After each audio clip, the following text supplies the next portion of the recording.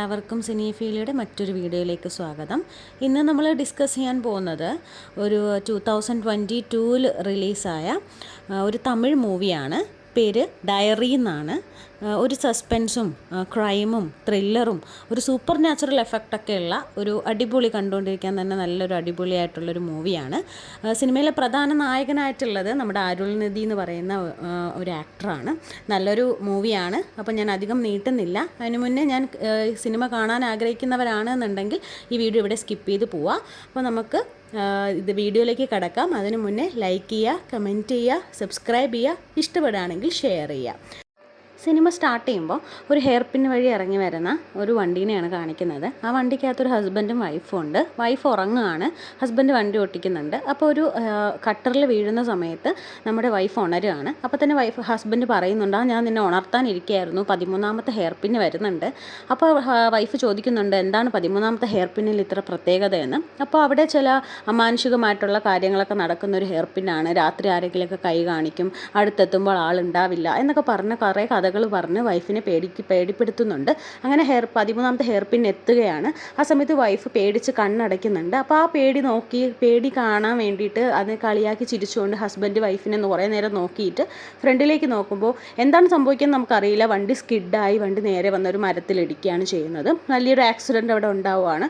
ആ സ്പോട്ടിൽ തന്നെ ഹസ്ബൻഡും വൈഫും അവിടെ വെച്ച് മരിക്കുന്നതായിട്ട് ആ സീൻ അവിടെ എൻഡ് ചെയ്യുക. ഇപ്പോഴാണ് നമ്മുടെ മൂവി ടൈറ്റിൽ എഴുതി കാണിക്കുന്നത്, ഡയറി എന്ന് പറഞ്ഞിട്ട്.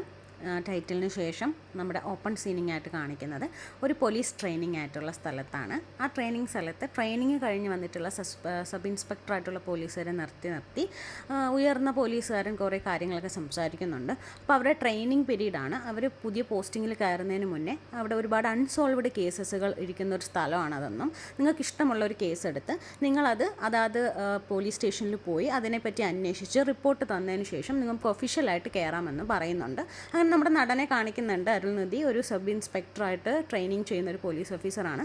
അങ്ങനെ പല കേസസ് എടുക്കാൻ വേണ്ടി പുള്ളി പോകുന്നുണ്ട്. അപ്പോൾ കൂടെ ഉള്ള കൂട്ടുകാർ വന്ന് ചോദിക്കുന്നുണ്ട്, നീ എങ്ങനെയാണ് എടുക്കുന്നതെന്ന്. അപ്പോൾ പറഞ്ഞ് കണ്ണടച്ച് ഏത് കിട്ടുന്നോ അതെടുക്കും എന്ന് പുള്ളി പറയുകയാണ്. അതിനുശേഷം കണ്ണടച്ച് അദ്ദേഹം ഒരു ഇതിൽ തൊടുന്നുണ്ട്. കുറച്ച് സസ്പെൻസ് മ്യൂസിക്കൊക്കെ ഇട്ടുകൊണ്ടാണ് ആ ഒരു ഫയൽ പുള്ളി എടുക്കുന്നതായിട്ട് കാണിക്കുന്നത്. എടുക്കുമ്പോൾ തന്നെ അതിൻ്റെ കുറേ കാര്യങ്ങൾ തറയിൽ വീഴുകയാണ്. കുറേ ഫോട്ടോസും അങ്ങനെ അത് ഫുള്ളിങ്ങനെ വായിച്ച് നോക്കുകയാണ്. അപ്പോൾ തൊട്ടടുത്തുള്ള ആ നേരത്തെ വന്ന ഫ്രണ്ട് ചോദിക്കുകയാണ്, ഏത് കേസാണ് നീ എടുത്തതെന്ന് ചോദിക്കുമ്പോൾ അത് ഊട്ടിയിലുള്ള ഒരു ഹണിമൂൺ കപ്പിൾ അവരെ മർഡർ ചെയ്ത് സ്വർണം കവർന്നു, ആ കേസാണ് അൺസോൾവ്ഡ് ആയിട്ടുള്ളത്, അതാണ് എടുക്കുന്നതെന്ന് പറയുന്നു. അങ്ങനെ എല്ലാ പോലീസുകാരും കേസ് ഫയൽസ് എടുത്തതിന് ശേഷം സീനിയർ പോലീസിൻ്റെ അടുത്ത് വരികയാണ്. അപ്പോൾ പുള്ളി പറയുന്നുണ്ട്, എല്ലാവർക്കും ഇതുവരെ ആരും കണ്ടുപിടിക്കാത്ത അൺറിസോൾവ്ഡ് ആയിട്ടുള്ള കേസാണിത്. അപ്പോൾ നിങ്ങൾക്ക് ഒരുപാട് ഇത് വരും, അതുകൊണ്ട് ഗണ്ണ് പ്രൊവൈഡ് ചെയ്യുന്നുണ്ട്, വളരെ കെയർഫുള്ളായിട്ട് ഗണ്ണ് ഇതാക്കണം, അവരവരുടെ പോലീസ് സ്റ്റേഷനിൽ വിളിച്ച് പറയാം എന്നൊക്കെ പറയുന്നുണ്ട്. പിന്നെ അതിനുശേഷം നമ്മുടെ നടൻ പോകുന്ന പോലീസ് സ്റ്റേഷനാണ് കാണിക്കുന്നത്. അപ്പോൾ അവിടെ നമ്മൾ നടൻ ചെന്നതിന് ശേഷം അവിടുത്തെ ഇതാളെ കാണുകയാണ്, ഇൻസ്പെക്ടറെ കാണുകയാണ്. എന്നിട്ട് ഇങ്ങനെ വന്നതാണ് എന്നുള്ള പറയുന്നുണ്ട്. അപ്പം കമ്പൈൻ ചെയ്ത് കൂടെ വർക്ക് ചെയ്യാൻ വേണ്ടിയിട്ട് ഒരു ഡ്രൈവറിനെയും അതല്ലാതെ വേറൊരു ഇൻസ്പെക്ടറിനെയും കൂടെ പുള്ളി പറഞ്ഞു കൊടുക്കുന്നുണ്ട്. അങ്ങനെ ഡ്രൈവറിൻ്റെ കൂടെ അടുത്ത ഇൻസ്പെക്ടറെ കാണാൻ പോകുമ്പോൾ അതൊരു ലേഡിയാണ്. നമ്മൾ പുള്ളിക്കാരിയാണ് ഇത് ഈ ഒരു സിനിമയിലെ നടിയായിട്ട് വരുന്നത്. പുള്ളിക്കാരി ഭയങ്കരമായിട്ട് ദേഷ്യം വരുന്ന, ഭയങ്കരമായിട്ട് ഫൈറ്റൊക്കെ ചെയ്യുന്ന അങ്ങനെ ഒരു ലേഡിയായിട്ടാണ് പുള്ളിക്കാരിനെ അവിടെ ഇതാക്കിയിട്ടുള്ളത്. അതിനുശേഷം ഇവർ പരിചയപ്പെടുകയാണ്, കേസിനെ പറ്റിയൊക്കെ ഡിസ്കസ് ചെയ്യുകയാണ്. 15 വർഷം മുന്നേ നടന്നൊരു കേസായതുകൊണ്ട് തന്നെ ഇതൊരു ചലഞ്ചിങ് ആയിട്ടുള്ള കേസാണെന്നും ഇപ്പോൾ തന്നെ ഒരുപാട് പേർക്ക് അതിനെപ്പറ്റിയൊക്കെ മറന്നു പോയിട്ടുണ്ട്. അപ്പോൾ നമുക്ക് തെളിവുകൾ ശേഖരിക്കാനും ഇനി ബുദ്ധിമുട്ടാണെന്നൊക്കെ ഉള്ള രീതിയിൽ സംസാരിക്കുന്നുണ്ട്. അപ്പോൾ പണ്ട് കേസ് അന്വേഷിച്ച കൂട്ടത്തിൽ ആരെങ്കിലും അറിയാമോ എന്നുള്ള രീതിയിൽ അവരങ്ങനെ ഒരാൾ അന്വേഷിച്ച് പോവുകയാണ്. അവിടെ എത്തുമ്പോഴും അതൊരു ഡെഡ് എൻഡ് ആണ് എന്നുള്ള രീതിയിലാണ് ആ ഒരു പോലീസുകാരനും സംസാരിക്കുന്നത്. തെളിവുകളോ കാര്യങ്ങളോ ഒന്നും അന്നേ കിട്ടിയിരുന്നില്ലെന്നും ആരും സസ്പെക്റ്റ് ഇല്ലായിരുന്നു എന്നൊക്കെയാണ് അയാളും പറയുന്നത്. അങ്ങനെ പിന്നെ വേറെ വഴിയൊന്നുമില്ല, ഇനി ഇതുപോലത്തെ സിമിലർ കേസസുകൾ വേറെ ഏതെങ്കിലും ഒരു സ്റ്റേഷനുകളിൽ നടന്നിട്ടുണ്ടോ എന്നൊക്കെ അറിയാൻ വേണ്ടിയിട്ട് തൻ്റെ കൂടെ വർക്ക് ചെയ്തെന്ന ഇതുപോലത്തെ ട്രെയിനീസിൻ്റെ അവിടേക്ക് അയച്ചു കൊടുക്കാം, അവരാരെങ്കിലും ചിലപ്പോൾ ഇതുപോലത്തെ സിമിലർ കണ്ടാലോ എന്നുള്ള രീതിയിലൊക്കെ അയച്ചു കൊടുക്കുന്നുണ്ട്. പിന്നെ ഇതിൻ്റെ അകത്തൊരു മൂവി സോങ് ആണ്, അതിലിവർ കുറച്ചുകൂടെ അടുപ്പത്തിലാവുന്നതും പ്രണയത്തിലേക്ക് പോകുന്നതൊക്കെയാണ് കാണിക്കുന്നത്. അതിൻ്റെ ഇടയിൽ ഒരു ചെറുപ്പക്കാരനെ കാണിക്കുന്നുണ്ട്. അവിടെ സ്ഥിരമായി മോഷണങ്ങൾ നടത്തുന്ന ഒരു ചെറുപ്പക്കാരനാണ്. കേസിനെ പറ്റി കൂടുതൽ പഠിക്കുന്നതും പിന്നെ നടിയുമായി കുറച്ചുകൂടെയൊക്കെ റിലേഷൻ ഇതാവുന്നതായിട്ടൊക്കെയാണ് ആ ഒരു പാട്ട് എൻഡ് ചെയ്യുന്നത്. അതിനുശേഷം നമ്മളെ നടി രാത്രി പോലീസ് സ്റ്റേഷനിൽ നിന്ന് പുറത്തേക്ക് പോകാൻ വേണ്ടി നിൽക്കുമ്പോൾ ഒരു അമ്മയച്ഛനും വന്നിട്ട് എൻ്റെ മകളെ കാണാനില്ല എന്ന് പറഞ്ഞ് കരഞ്ഞ് വരികയാണ്. അങ്ങനെ അത് അവിടെ അടുത്തുള്ളൊരു പോലീസുകാരനെ ഏൽപ്പിച്ചിട്ട് നമ്മുടെ നായകനുമായിട്ട് ഒരു ഹോട്ടലിൽ സംസാരിച്ചുകൊണ്ടിരിക്കുകയാണ്. അപ്പോൾ നായകന് നമ്മുടെ ആദ്യത്തെ ഒരു ഫ്രണ്ട് ആയിട്ടുള്ള ആളുടെ കയ്യിൽ നിന്ന് ഒരു ഇൻസ്പെക്ടറിൽ നിന്ന് ഫോൺ കോൾ വരികയാണ്. പുള്ളിക്കാരിയും അന്വേഷിക്കുന്ന ഇതുപോലത്തെ ഒരു സിമിലർ കേസാണെന്നും ഇതുപോലെ ഒരു ഹണിമൂണിന് വന്ന കപ്പിൾസിനെ കൊന്നിട്ട് അങ്ങനെയുള്ളൊരിതാണെന്നും പറയുന്നുണ്ട്.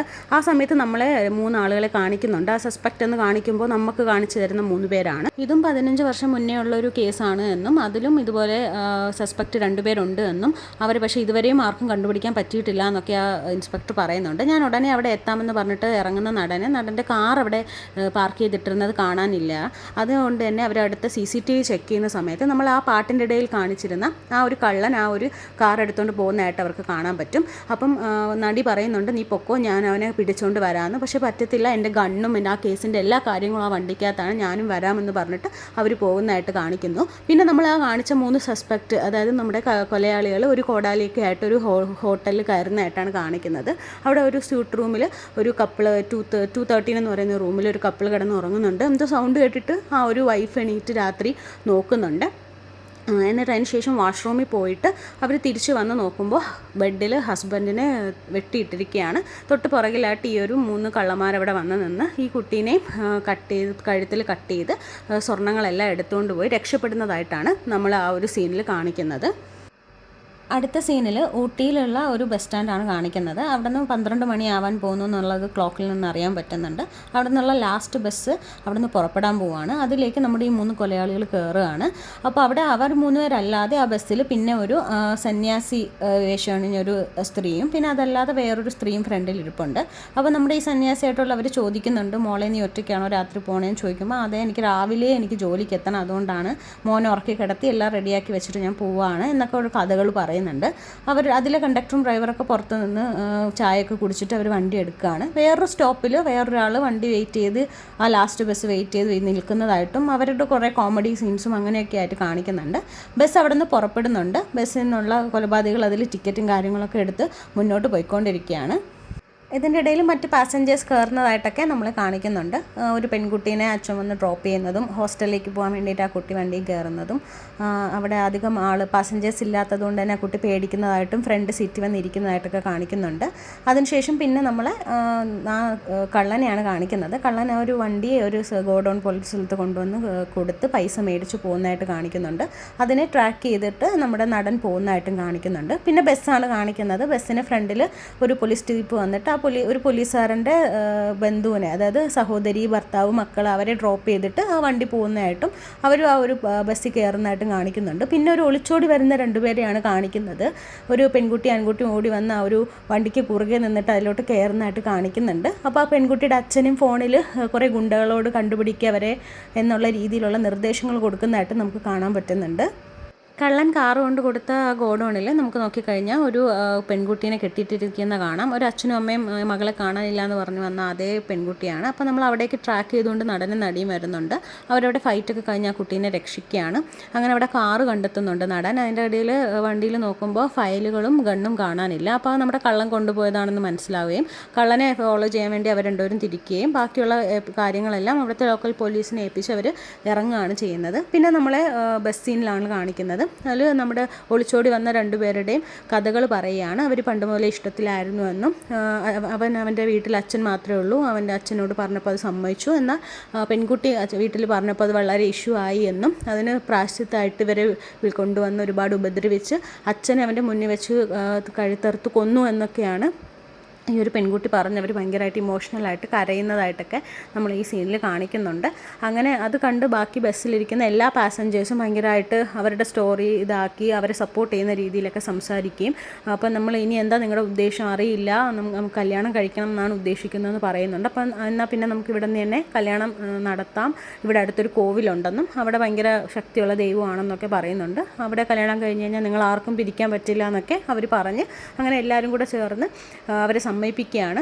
തുടർന്നുള്ള ജീവിതം എന്ത് ചെയ്യുമെന്ന് ബാക്കിയുള്ളവർ ചോദിക്കുമ്പോൾ വീട്ടിൽ നിന്നൊരു 10-200 പവൻ സ്വർണ്ണം ഞാൻ എടുത്തുകൊണ്ട് വന്നിട്ടുണ്ടെന്ന് ആ കുട്ടി പറയുന്നതും അത് ആ കള്ളന്മാർ കേൾക്കുന്നതായിട്ട് നമ്മളെ ഇടയ്ക്ക് കാണിക്കുന്നുണ്ട്. അതിനുശേഷം വണ്ടി നേരെ അവർ പറയുന്ന കോവിലിലേക്ക് പോവുകയും അവിടെ വെച്ച് കല്യാണം നടത്തുന്നതായിട്ടും കാണിക്കുന്നുണ്ട്.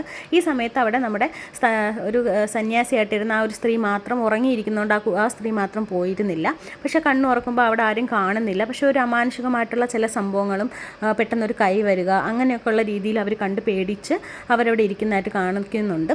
ഇതിനിടയിൽ ബസ്സിൽ ഒരു നാടോടി കുടുംബം കയറുന്നതായിട്ടൊക്കെ നമ്മളെ കാണിക്കുന്നുണ്ട്. അവരെല്ലാവരുടെയൊക്കെ ചേർന്നാണ് അടുത്ത കോവിലിൽ വെച്ച് ഇവരുടെ കല്യാണം നടക്കുന്നുണ്ട്. പിന്നെ ഒരു പാട്ടൊക്കെയാണ്, അവരുടെ ആഘോഷങ്ങളും കാര്യങ്ങളൊക്കെ ആയിട്ട് പാട്ടിൽ അവരെ കല്യാണം കഴിഞ്ഞ് അവർ തിരിച്ച് വണ്ടി പുറപ്പെടുന്നതായിട്ടും ഒരു അടുത്ത സ്റ്റേജിൽ ഈ ഒരു നാടോടി കുടുംബം ഇറങ്ങുന്നതായിട്ടും കാണിക്കുന്നുണ്ട്.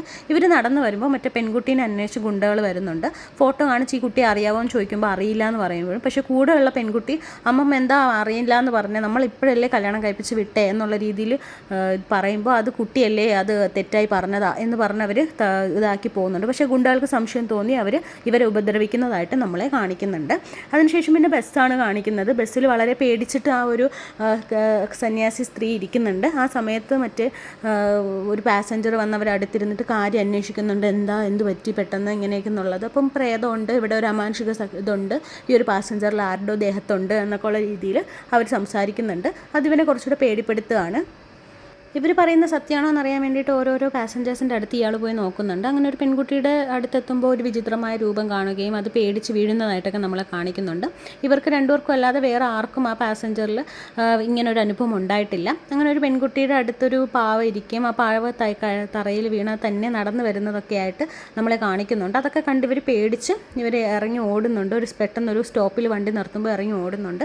ഇവർ ഇറങ്ങി ഓടി നേരെ വന്ന് നമ്മൾ പോകുന്നത് നമ്മുടെ നായികൻ്റെ വണ്ടിയുടെ അടുത്താണ്. അപ്പോൾ നമ്മുടെ നായകൻ്റെ അടുത്ത് പറയുന്നുണ്ട്, സാറേ ഇങ്ങനെ ഒരു വണ്ടിയിൽ പ്രേതമുണ്ട് എന്നുള്ള രീതിയിൽ പറയുന്നുണ്ട്.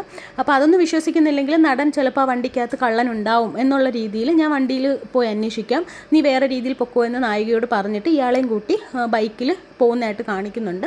അതിനുശേഷം ബസ്സാണ് കാണിക്കുന്നത്. ബസ്സിൻ്റെ അകത്ത് എല്ലാവരും ഉറങ്ങുന്ന സമയത്ത് നമ്മുടെ കള്ളന്മാർ മറ്റേ 200 പവൻ ആ കുട്ടി കൊണ്ടുവന്ന സ്വർണ്ണം അടിച്ചു മാറ്റാൻ വേണ്ടിയിട്ട് അവർ എണീക്കുകയാണ്. എന്നിട്ട് ആ ഒരു സ്വർണ്ണം എടുക്കാൻ അടുത്ത് വരുമ്പോൾ അടുത്തുള്ള ആ ഒരു കുഞ്ഞ് ഉറക്കത്തിൽ എണീറ്റ് ബഹളം വെക്കുന്നതായിട്ട് ബാക്കിയുള്ള പാസഞ്ചേഴ്സ് എണീക്കുകയാണ്. അപ്പോൾ അവർ തമ്മിലൊരു കയ്യാങ്കളിയും ഇതൊക്കെ ആവുന്നുണ്ട്. അവിടെ ഒരു ഫൈറ്റ് വരുന്ന സമയത്ത് ഇവരെയൊക്കെ തള്ളി മാറ്റി സ്വർണ്ണമായിട്ട് രക്ഷപ്പെടാൻ പോകുമ്പോൾ നമ്മുടെ നായകൻ അവിടെ വരുന്നുണ്ട്. പിന്നെ നായകൻ അവരുമായിട്ടൊക്കെ ഉള്ള ഒരു ഫൈറ്റ് സീനാണ് കാണിക്കുന്നത്. ഈ സമയത്ത് അവരുടെ കയ്യിലുള്ള ബാഗ് തറയിൽ വീഴുകയും അതിൽ നമ്മുടെ നായകൻ അന്വേഷിക്കുന്ന കൊലപാതകത്തിലുള്ള കുറച്ച് സ്വർണ്ണാഭരണങ്ങൾ കാണാൻ ഇടവഴുകയും ചെയ്യുകയാണ്. അതുവഴി ഇവരായിരിക്കാം എന്നുള്ള രീതിയിലുള്ളൊരു ഊഹം നമ്മുടെ നായകന് കിട്ടുന്നു. അങ്ങനെ നായകൻ്റെ ഫ്രണ്ട് പറഞ്ഞ 2 സസ്പെക്റ്റുകളുടെ പേര് നായകൻ ഓർമ്മയുണ്ട്. അങ്ങനെ ഇവരെ കെട്ടിയിട്ടതിന് ശേഷം അവരുടെ പേര് അന്വേഷിക്കുകയാണ്. അപ്പോൾ അവരുടെ പേരിൽ നിന്ന് തന്നെ ഇവർ അന്വേഷിച്ചുകൊണ്ടിരിക്കുന്ന സസ്പെക്റ്റ് ഇവരാണെന്ന് മനസ്സിലാക്കുകയും നേരെ അവർ പോലീസ് സ്റ്റേഷനിലേക്ക് പോകാൻ വേണ്ടിയിട്ട് പറയുകയും ചെയ്യുകയാണ്. ഈ സമയത്ത് നമ്മുടെ നായകൻ പുറത്തേക്ക് നോക്കുന്ന സമയത്ത് ഒരു കൈ, അതും ഒരു വിചിത്രമായിട്ടുള്ളൊരു കൈ ആ ഒരു വണ്ടിയുടെ പുറകിലത്തെ ഗ്ലാസ്സിൽ വരികയാണ്. അത് കണ്ടിട്ട് നമ്മുടെ നായകൻ ആകെ പേടിക്കുന്നുണ്ട്. 2 കൈയും ഇങ്ങനെ അവിടെ ഇതാക്കുന്നുണ്ട്. അതായത് നമ്മുടെ നായകനും ഇതുപോലുള്ള അമാനുഷികമായിട്ടുള്ള കാര്യങ്ങൾ കാണാൻ പറ്റുന്നുണ്ട്. അങ്ങനെ നമ്മൾ ഹെയർ പിൻ 19 എന്ന് കാണിക്കുന്ന സ്ഥലത്ത് നമ്മുടെ ഈ ഒരു സിനിമയുടെ ഇൻ്റർമിഷൻ വരികയാണ്. സിനിമയുടെ സെക്കൻഡ് ഹാഫിൽ താൻ കണ്ടത് ശരിയാണോ അതോ തനിക്ക് അങ്ങനെ തോന്നിയതാണോ എന്നുള്ള കൺഫ്യൂഷനിലാണ് നായകൻ ഇരിക്കുന്നത്. അതിനുശേഷം നായകൻ കുറേ നിങ്ങൾ എവിടെ നിന്നാണ് ഇത്രയും സ്വർണം അടിച്ചുകൊണ്ട് വന്നത് എന്നുള്ള രീതിയിലൊക്കെ അവരെ കുറേ ഉപദ്രവിച്ച് ചോദിക്കുന്നുണ്ട്. അപ്പോൾ അവർ ഏതോ ഒരു ഒരു ഹോട്ടലിൽ ഏതോ ഒരു റൂമിൽ 2 പേരെ കൊന്നിട്ടാണ് കൊണ്ടുവന്നതെന്നൊക്കെ പറയുന്നുണ്ട്. അങ്ങനെ പിന്നെ അവിടെ നിന്ന് തന്നെ നായകൻ ഫോൺ വിളിച്ചിട്ട് നമ്മുടെ പോലീസ് സ്റ്റേഷനിൽ ഇങ്ങനെ ഒരു കൊലപാതകം നടന്നിട്ടുണ്ട്, നിങ്ങൾ ഏത് ഹോട്ടലാണെന്ന് അറിയില്ല, ഏത് റൂമാണെന്ന് അറിയില്ല, കുറച്ച് മുന്നെയാണ്, പക്ഷേ അവരെ കൈയോടെ പിടിച്ചിട്ടുണ്ട്, നമ്മുടെ നോക്കുന്ന സസ്പെക്റ്റ് ഇവർ തന്നെയാണ്, ഞാൻ കൊണ്ടുവന്നുകൊണ്ടിരിക്കുകയാണെന്നുള്ള രീതിയിൽ അവർ വിളിച്ച് പറയുന്നുണ്ട്.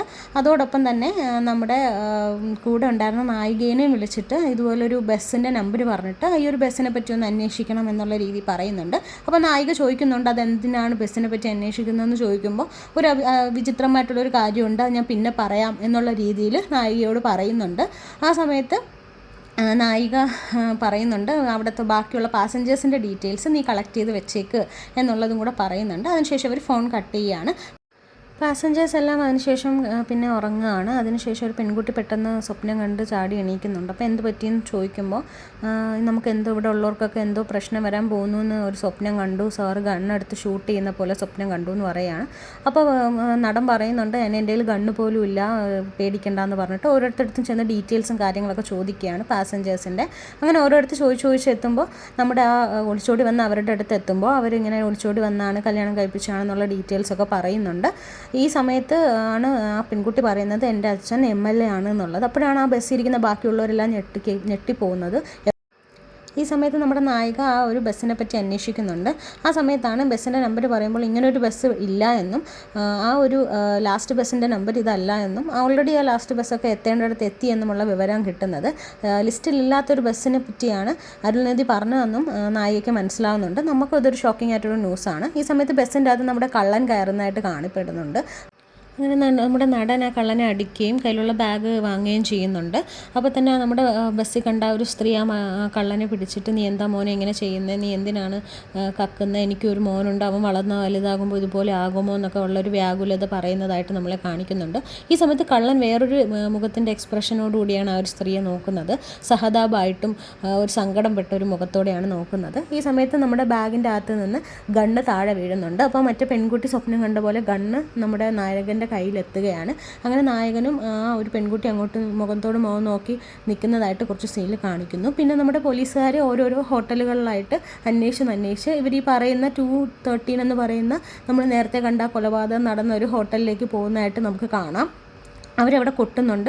ഈ സമയത്ത് നമ്മുടെ നടിയും നടനെ വിളിക്കാൻ വേണ്ടി കുറേ ശ്രമിക്കുന്നുണ്ട്. അങ്ങനെ 213 എന്ന റൂം തുറക്കുമ്പോൾ നമുക്ക് വേറൊരു കപ്പിൾസിനെയാണ് അതിന് കാണാൻ പറ്റുന്നത്. അതായത് അവിടെ അങ്ങനെ ഒരു കൊലപാതകം നടന്നിട്ടില്ല. അങ്ങനെ ഇതെല്ലാം നമ്മുടെ നടനെ വിളിച്ചിട്ട് നമ്മുടെ നടിക്ക് ഫോൺ കിട്ടുകയാണ്. അങ്ങനെ കാര്യങ്ങളെല്ലാം പറയുകയാണ്. എന്താണ് നടക്കുന്നതെന്നുള്ള ഒരു അത്ഭുതത്തോടു കൂടി നമ്മുടെ നടൻ നോക്കിക്കൊണ്ടിരിക്കുന്ന സമയത്ത് ആ ബസ്സിന് ചുറ്റുമായിട്ട് നമ്മുടെ ഗുണ്ടകൾ വന്ന് വളയുന്നുണ്ട്. അവർ വന്നതിന് ശേഷം അവിടെ ആ പെൺകുട്ടീനെ പിടിച്ചു വലിക്കാൻ ശ്രമിക്കുമ്പോൾ പാസഞ്ചേഴ്സ് എല്ലാവരും പറയുകയാണ് അവരെ കല്യാണം കഴിഞ്ഞു, അവരെ വിട്ടേക്ക് എന്നുള്ളത്. അങ്ങനെ ഗുണ്ടകളെല്ലാം കൂടെ ആ പെൺകുട്ടിയുടെ അച്ഛനെ വിളിച്ച് കാര്യം പറയുമ്പോൾ അവനെ കൊന്നേക്കാനെന്നുള്ളൊരു നിർദ്ദേശം കിട്ടുകയാണ്.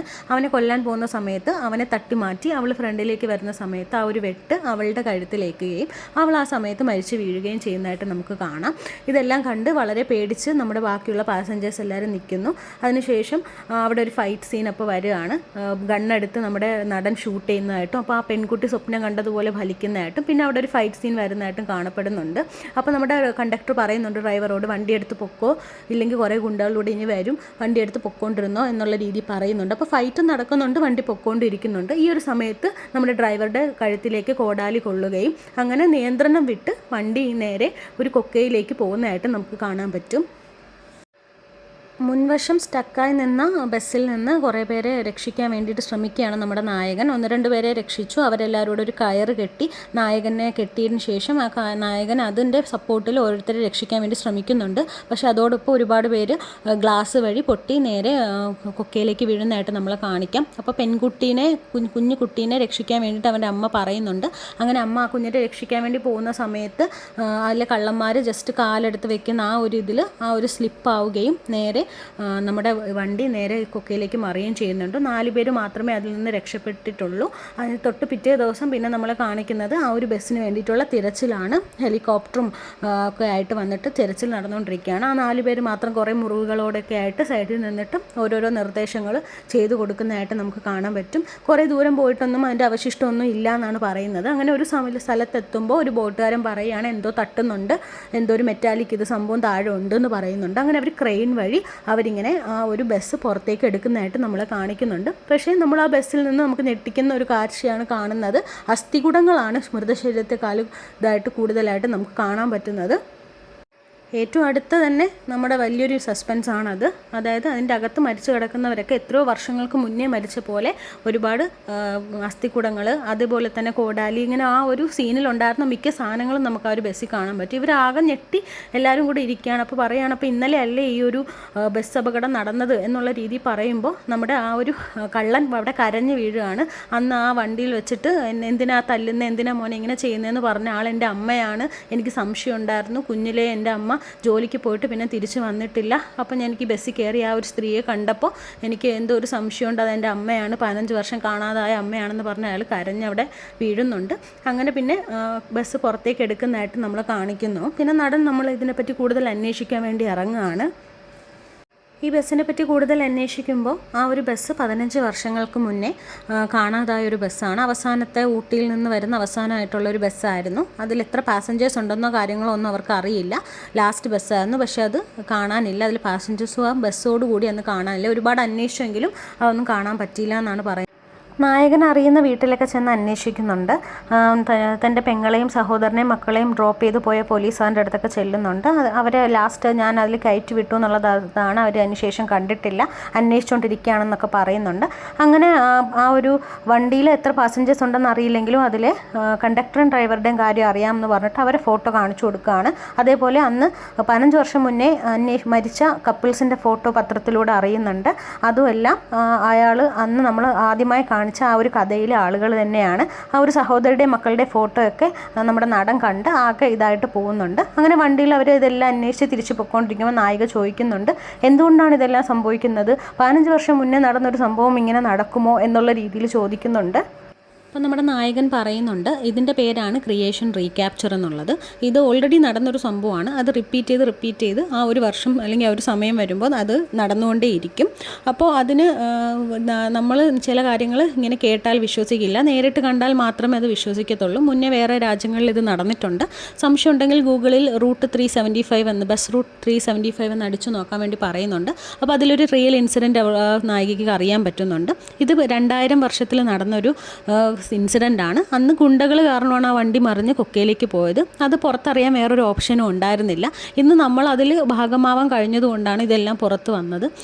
നമ്മൾ ആ ഒരു സമയത്തിനുള്ളിൽ പുറത്തിറങ്ങിയില്ലായിരുന്നെങ്കിൽ നമ്മളും ആ ഒരു ബസ്സിൻ്റെ ഉള്ളിൽ പെട്ട് ജീവൻ പോയേനെ എന്നൊക്കെ പറയുന്നുണ്ട്. അങ്ങനെ ഇത് പോലീസിൻ്റെ എല്ലാ ആളുകളുടെ മുന്നിൽ വെച്ചിട്ട് നമ്മുടെ നായകൻ ഇത് എക്സ്പ്ലെയിൻ ചെയ്ത് കൊടുക്കുന്നുണ്ട്. പക്ഷേ ഇതിന് കുറേ കളിയാക്കിയാണ് അവർ പറയുന്നത്. ഇതിലൊരു പ്രൂഫ് ഇല്ല എന്ന് പറയുന്നുണ്ട്. പക്ഷേ പ്രൂഫ് ഉണ്ട് എന്നുള്ള രീതിയിൽ മറ്റു പെൺകുട്ടി ഒരു സെൽഫി എടുത്തതായിട്ട് കാണിക്കുന്നുണ്ട്.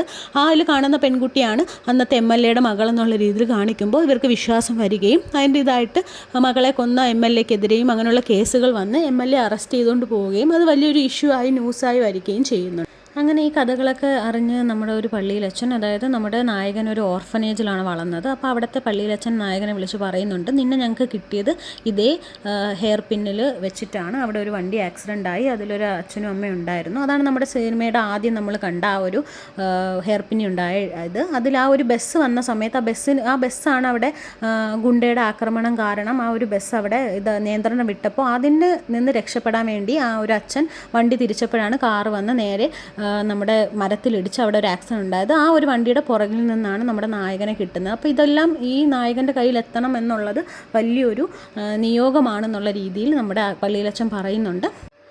അങ്ങനെ ഒരു ഡയറിയും കൂടെ നമ്മുടെ നായകൻ്റെ കയ്യിൽ കൊടുക്കുകയാണ്. ആ ഡയറിയിൽ നിന്നാണ് തൻ്റെ അച്ഛനും അമ്മയും ആരെന്നുള്ളതൊക്കെ നമ്മുടെ നായകൻ മനസ്സിലാക്കുന്നത്. അതിനുശേഷം എല്ലാ ദിവസവും എല്ലാ വർഷവും അത് നമ്മുടെ വണ്ടി വരുന്നുണ്ടോ എന്ന് നോക്കാൻ വേണ്ടി നമ്മുടെ നായകൻ ആ ഹെയർ പിന്നിൽ പോയി നിൽക്കാറുണ്ട്. പക്ഷേ ആ വണ്ടി വന്നിട്ടില്ല.